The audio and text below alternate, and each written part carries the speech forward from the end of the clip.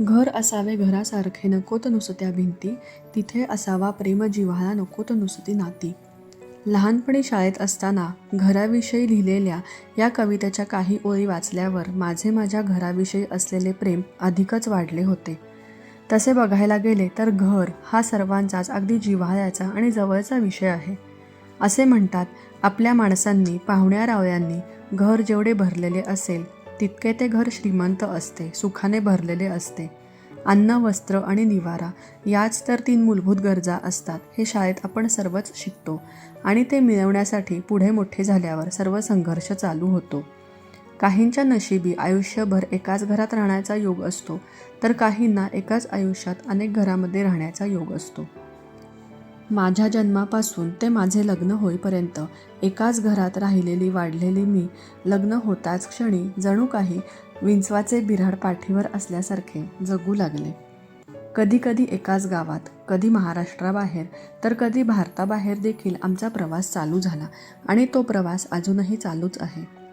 प्रत्येक नवीन ठिकाणी राहायला गेल्यावर सुरुवातीचे काही दिवस एका अनोळखी जागेचे आपल्या घरात रूपांतर होईपर्यंतचा प्रवास देखील खूप काही शिकवून जातो असेच मला वाटते. प्रत्येक घराचा, प्रत्येक गावचा अनुभव वेगळा. कधी हे अनुभव चांगले असतात, तर कधी इतके वाईट अनुभव येतात की त्या आठवणी देखील नकोशा वाटतात. प्रत्येक वेळी आमचा फिरता संसार घेऊन नवीन घरात पाऊल टाकल्यावर पहिले काही दिवस त्या घराचे रूप अक्षरशः विस्कटल्यासारखे दिसते. मग एक एक करत सर्व वस्तू त्या त्या जागी लागल्या की खऱ्या अर्थी घराला घरपण आले आहे असे वाटते. नवीन शहराची, तिथल्या हवेची, आजूबाजूच्या लोकांची, सर्व पद्धतीची सवय होईपर्यंत काही काळ जावा लागतो. जसे जसे दिवस सरू लागतात तसे तसे सर्व सवयीचे होऊ लागते.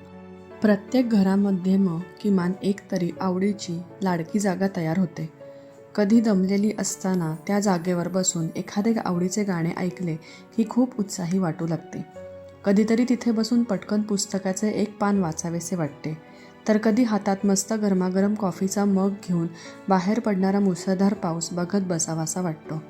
कधीतरी कुठून तरी अचानक एक लहानसा पक्षी खिडकीत येऊन डोकावून जातो. पहिल्या पावसाचे थेंब मातीत पडल्यावर मातीचा येणारा सुगंध मनात साठवून ठेवावासा वाटतो. असे कितीतरी आनंदाचे क्षण रोज आपल्या आयुष्यात येत असतात, पण इतक्या लहान सहान गोष्टींनी, त्यातून मिळणाऱ्या आनंदाने हल्ली आपण समाधानी होतो का? खरे तर आनंद आपल्यामध्येच असतो, पण बरेचदा आपण तो शोधायलाच विसरतो. जसा प्रत्येकाचा स्वभाव वेगळा असतो तसे प्रत्येकाचे आयुष्य देखील वेगळे. कोणाला कामानिमित्त, कोणाला तडजोड म्हणून, तर कोणाला गरज म्हणून अनेक घरे बदलावी लागतात. एकातून दुसऱ्यात, दुसऱ्यातून तिसऱ्यात हालावे लागते. जरा कुठे आत्ता त्या घराची सवय होत होती म्हणेपर्यंत परत ते घर बदलायची वेळ येते.